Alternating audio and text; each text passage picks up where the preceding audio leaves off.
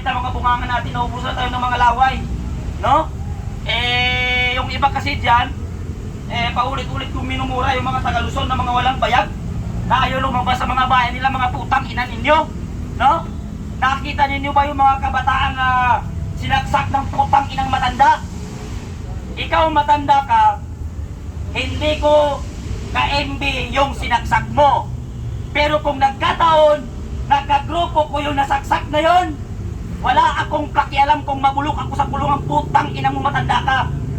Mamatiluin ko ang ulo mo hanggang sa lumabas ang mata mong hinayupak ka. Putang ina mong matanda ka! Malapit ka lang matigok! Yung bata, grade 10 pa lang!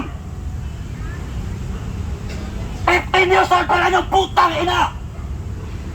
Pasalamat ka! Hindi ko kagrupo yung bata na sinaksak mo! Kung kagrupo ko lang yung putang ina mo, kahit doon ako mamatay, barilin ako ng kapulisan, mamatiluin kang utak mo hanggang sa lumabas ang matang putang ina ka! 15 years old! Grade 10 na bata! Ang daming pangarap sa buhay! Hindi na kapag moving up! Sana yung mga nasa priso, kung makita nyo yung putang inang matanda yan, bugbugin nyo! Buwisit na bansa to!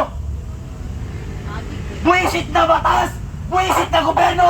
Buwisit na politiko! Buwisit ang lahat ng nasa posisyon! Mga gago! Asa lang para sa mahihirap, mga punyeta!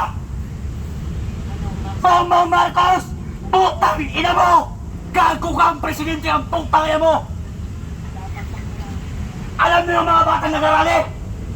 Hindi alam na magulang niya nag-arali sila. Pero bakit sila nasa kalsada? Kasi para sa kinabukasan niya yung mga putang ina yung gobyerno kayo. Walang kabataan, walang Pilipino na nasa kalye na nag-aalaksa para sa gobyerno. Kung nakaupo sa gobyerno ay may malasakit at pagmamahal sa bawat Pilipino.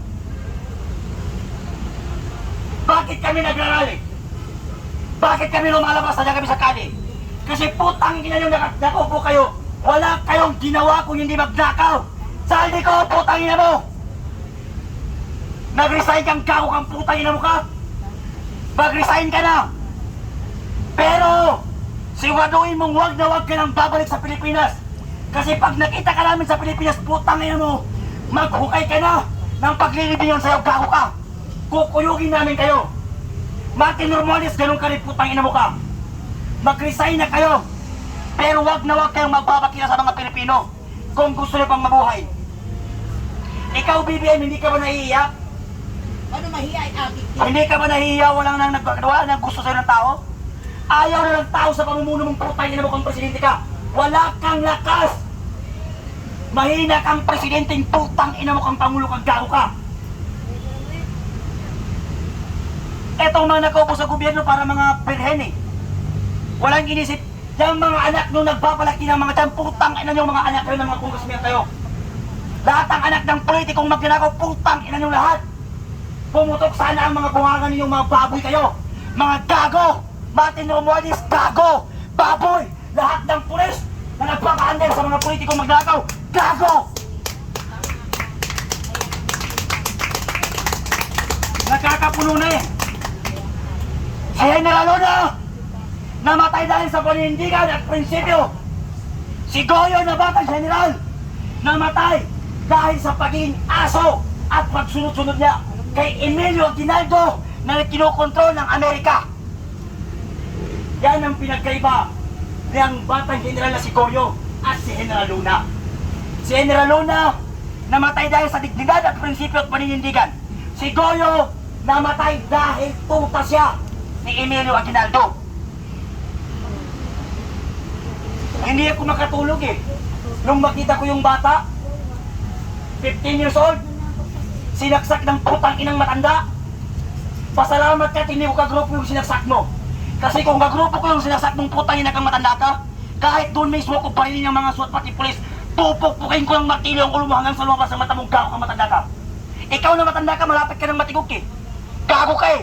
Pero yung sinaksak mong bata, ang daming pangarap sa buhay.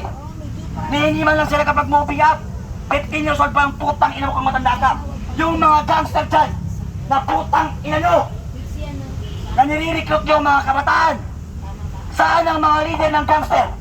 Saan ang mga leader ng gangster noon nakikipagbatuhan ng mga membro ninyo? Nasaan kayo? Di ba't wala kayo? Dapat kung isa kang leader na nasa matinong kaisipan, ang una mong iisipin, kapakanan ng tao mo, kapakanan ng membro mo. Kayong mga kabataan, huwag na kayong magpaparekrut o sumama sa kahit anong gang dyan. Gang dyan. Hindi kayo tatalungan ng mga founder na yan ng mga hinayupak.